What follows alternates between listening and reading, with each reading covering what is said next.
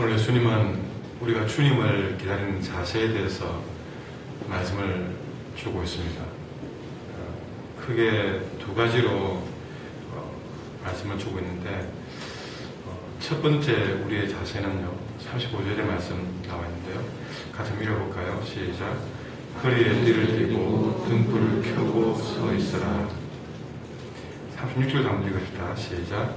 너희는 마치 그 주인이 우리 집에 들어와 문을 두드리면 곧 열어주려고 기다리는 사람과 같이 되라. 아멘. 주님의 재림을 기다리고, 꼭 주님의 재림이 아니라 할지라도 주님을 맞이할 것을 사모하며 사는 사람에게 첫 번째 부탁하는 자세는 35절과 36절의 말씀이 이어지는데, 겉으로 보이는 자세는 허리에는 띠를 띠고 등불을 켜고 서 있으라 하고, 36절에는 좀 더 설명을 구체화해 놨는데요. 마치 주인이 혼인집에서 돌아와 문을 두드리면 곧 열어주려고 기다리는 사람 같이 되라. 이게 유대인의 혼인잔치를 좀 알 필요가 있는 것은, 먼저 신부집에서 1차 결혼식이 진행이 됩니다. 그래서 신부집에서 1차 결혼식이 진행되고, 그것이 끝나면 거기서 신랑이 그 신부를 자기 집으로 데려와서 결혼식을 또 행합니다. 근데 그 신부집에서 행하는 1차 결혼식이 언제 끝날지 아무도 예상을 못 한다는 것이죠. 딱 시간에 딱 맞춰서, 요즘처럼 결혼식장 가면 그 다음 시간이 있어가지고 딱 시간을 정해져서 하는 것이 아니고, 특히 그 당시에는 그 결혼식 분위기에 따라서 시간이 고무줄처럼 늘어났다 줄어들었다, 그렇게 일찍 올 수도 있고 늦게 올 수도 있고, 어쨌든 거기서 결혼식이 진행됐다 그러면 이미 신랑집에서는 그 신랑 신부가 올 때까지는 계속 준비를 하고 있었다는 것이죠. 신랑 신부가 이러고 도착하는데 불이 다 꺼져 있고 아무 준비가 안 되어 있다. 이거는 난리가 나는 겁니다. 생각도 못할 일이었죠.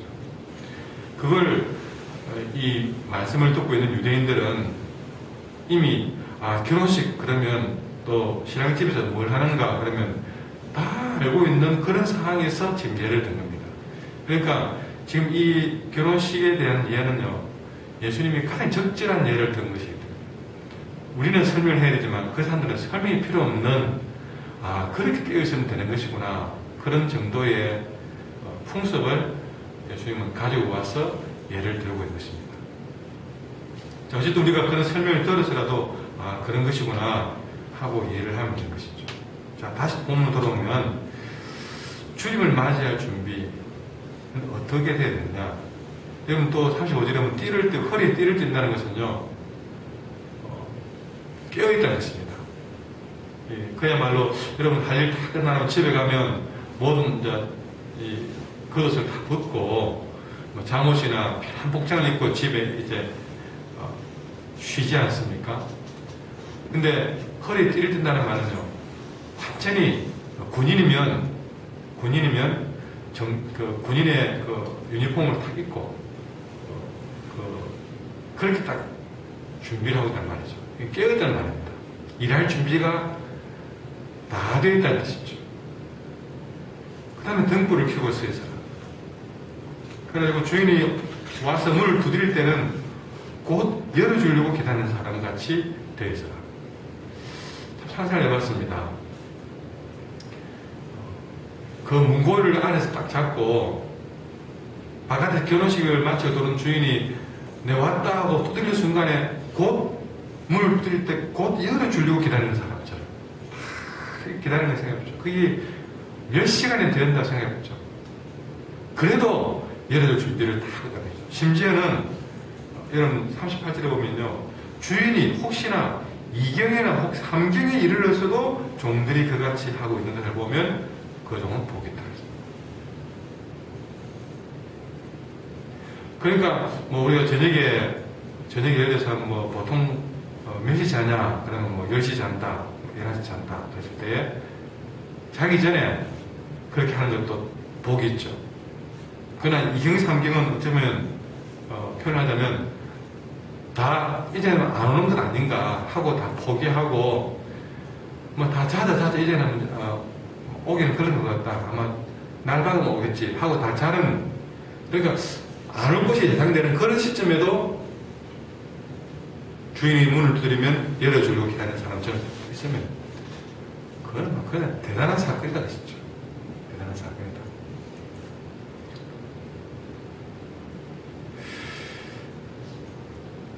여러분, 우리가 주님을 기다리는 자세가 이렇는가요? 정말 주의 말씀을 어떤 말씀이든 들을 자세가 이렇게 주의 말씀의 문이 내 마음을 두드릴 때에 내 마음을 열어줄 준비를 그렇게 하고 있습니까?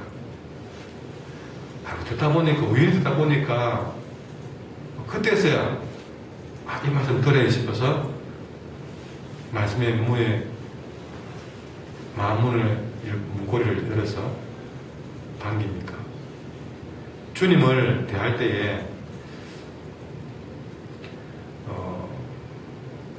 주님이 내 마음에 들면 마음문을 열고, 주님이 내 마음에 안 들면 열 생각도 안 하고 그렇습니까? 이미 이 종은요, 주인이 돌아와서 문을 두드리면 열어주려고 기다리고 있습니다. 열어주려고 기다리다가 말이죠. 그래서 저는 36절의 말씀을 몇 번이고 묵상을 했습니다. 늘 이런 비슷한 설교를 많이 했지만 오늘은 36절의 말씀이 눈에 띄어서 심지어는 언제 이런 말씀이 있었지 할 정도의 그런 신선한 도전을 받았습니다. 우리가 하나님의 말씀을 대하는 자세가 이렇지 못한 것 때문에 주님을 대하는 자세가 이런 정도로 사모함이 없기 때문에 너무나 메말랐지 않는가 생각을 해봤습니다. 여러분, 이런 마음을 가지고 사는 성도에게 주님은 어떻게 하신 줄 아십니까? 37절에 보시면요, 같이 한번 읽어볼까요? 시작. 주인이 와서 깨어내는 것을 보며 그 종들은 보기 싫습니다. 내가 진실로 너에게 이르노니 주인이 띠를 띠고 그 종들은 자기를 싣고 나아가 순종되리라. 이런 마음으로 주인을 기다리는 자에게는 복이 있는데 어떤 복이냐? 여러분, 주인이 돌아가가지고 그 종들에게 자 이제 밥 줘 그랬을까요? 우리 왔으니까 밥 줘. 아닙니다. 상상을 이렇게 우리의 기본 상식을 깨는 사건을 보여줍니다. 밥 줘가 아니라 주인이 그 기다리는 종을 너무나 좋아서 기뻐해서 그 종을 앉으라 합니다. 앉으라 해놓고 주인이 직접 띠를 띠고 잔상에 그 종을 앉혀놓고 주인이 종에게 시중을 두고 있다고 이야기하고 있습니다. 얼마나 기뻤는지를 그렇게 표현하고 있는 것이죠. 주인이 띠를 띠고 그 종들을 자리에 앉히고 나와 순들이다. 여러분, 절대 서로 봐서는 안 될 본문의 말씀. 우리가 주님을 대하는 자세를 다시 한번 고쳐야 될 시점입니다. 이제 이어서 41절에서 보면 베드로가 주님이 이런 비유를 우리에게 주시는데 우리에게 12제자에게 주는 비유입니까? 아니면 모든 사람에게 이 비유를 주신 것입니까? 그렇게 했습니다. 그랬을 때에 여러분, 이 청지기 비유로 설명을 하고 있는데 크게는 그겁니다. 어떤 지혜롭고 진실한 청지기는 주인에게 그 집 종들을 맡아서, 그러니까 주인이 맡겨준 종들을 맡아가지고 양식을 나눠주고 그렇게 잘 관리했을 때에 그때는 주인이 와서 도와준다는 것입니다. 그런데 45절부터는요, 그 종의 생각에 주인이 맡긴 것을 두고 생각할 때 언제 오겠냐, 늦게 오겠지 하고 대비를 하지 않는 종에게는, 준비하지 못한 종에게는 그에게는 저주가 있을 것이다. 이런 두 가지 얘기를 하고 있습니다. 근데 이 모든 비유에서 하나 핵심적인 단어를 찾는다면요, 청지기 비유를 하면서 주님이 우리에게 맡겨놓은 것에 대해서 우리는 주인의 마음을 가지고 섬기는 사실을 먼저 말해주고 있습니다. 무슨 말입니까? 주님이 내게 물질을 주시고, 주님이 내게 시간을 주시고, 또 여러 가지 일을 주시고, 이런 것에 대한 우리의 마음가짐은, 청지기의 마음가짐은 첫 번째는 주인의식입니다. 주인의식. 그 주인의식은 이건 내 거다 하는 그런 주인의식이 아니라, 여러분, 하나님이 내게 맡긴 것은 하나님의 것입니다. 그런데 그 하나님의 것을 정말 내 일처럼 책임감을 가지는 것, 그게 주인의식이란 말이죠. 주인의식. 그러나 마음은 주인의식이지만 행동은 종의 자세를 가지고 그 일을 감당해야 된다는 사실입니다. 뭐가 문제냐면요, 주인의식도 안 가는 게 문제입니다. 책임감을 안 갖는 것. 여러분, 우리가 한길교회 교인으로서 교회의 여러 가지 재정적인 문제나 이런 문제에 대해서 내 일처럼 책임감을 안 갖는 것, 그건 직분자로서 문제입니다. 교회 부흥이나 이런 모든 재정 부분에 대해서 정말 내 집의 재정적인 문제처럼 책임감을 가져야 됩니다. 모자란 부분에 대해서 책임감을 가지고 그렇게 하라고 직분자가 세운 것입니다. 전에 그랬잖아요.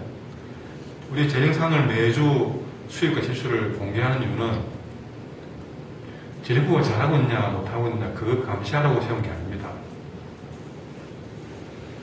우리의 수입은 얼마나 모자란 건 없는지, 그럼 우리가 채울 건 없는지, 그리고 기도하고 때로는 그런 부분에 대해서 내일처럼 챙겨보고,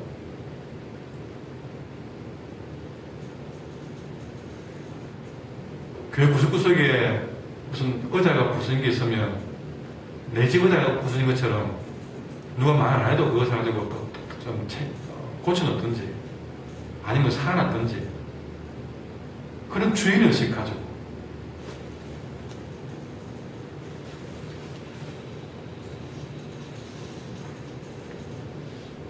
그런 일에는 주인의식을 안 갖고 종의 마음을 가지고 그러면 안 되는 거죠. 마음은 그런 게 주인의식, 주인의 마음. 그러나 자세는 종의 자세. 종의 자세는 뭡니까? 모든 허드렛 일을, 이제는 자기 몸을 던져서 허드렛 일을, 주인의 자세는요, 허드렛 일을 보이면 종을 시킵니다. 그러나 종의 자세를 가진 사람은요, 마음은 주인의식으로 책임감을 가지지만 종의 자세는 그 일을 주인의 자세가 아니라 종의 자세를 가지고 허드렛 일이라도 그걸 다 내 일처럼 감당하는 거죠. 그러나 45절부터 나오는 자세는 뭐냐면 완전 뒤바뀐 겁니다. 마음은 종의 자세. 그러니까 마음은, 종은 그 교회의 그런 어려운 부분에, 약한 부분은 내 것처럼 생각 안 합니다. 주인의 일이지, 그건 하나님 일, 목사님 것입니다. 이렇게 생각하고 전혀 마음 안 써. 내 일을 생각 안 하는 거죠. 그건 종의 마음이에요, 종의 마음. 그 자세는 주인의 자세예요. 내가 집사가 돼가지고, 내가 장로 권사가 돼가, 목사가 돼가지고, 이렇게 자세를 가지고 있다. 내가 어떻게 그 일을 하나. 완전히 뒤바뀐 거죠.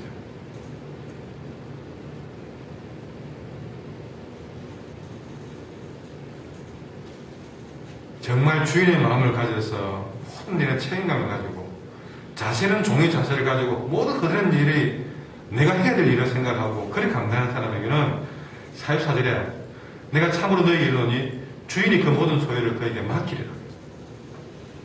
그러나 반대로 정말 책임감 없이 종의 마음을 가지고 그러나 모든 것들은 배우를 받고 싶어하는 주인의 자세를 가지고 있으면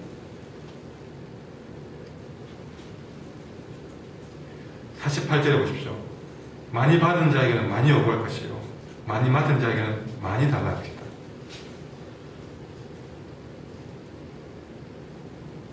그래서 45절에 보면 뭐라 되어 있습니까? 어미 주인이 이르러서 어미 때리고 신실하지 아니한 자에 받는 벌에 처하겠다. 어떻게 신실하지 못하냐 하는 신실하지 않는 자의 벌을 자에 받는 벌을 받겠다. 많이 맡은 것을 여러분 우리는 생각을 달려야 되겠습니다. 많이 맡을 때는 정말 주인의 마음을 가진 청지기처럼 책임감을 더 많이 가지는 것입니다. 그럼에도 불구하고 더 많은 종의 자세를 가지고 허든 일을 감당하는 것입니다. 나는 주인의 마음과 종의 자세를 가진 진실한 청지기인지 돌아봐야 될 시점입니다. 이것이 주님이 오실 때를 준비하는 자의 자세인 것입니다. 기도하겠습니다.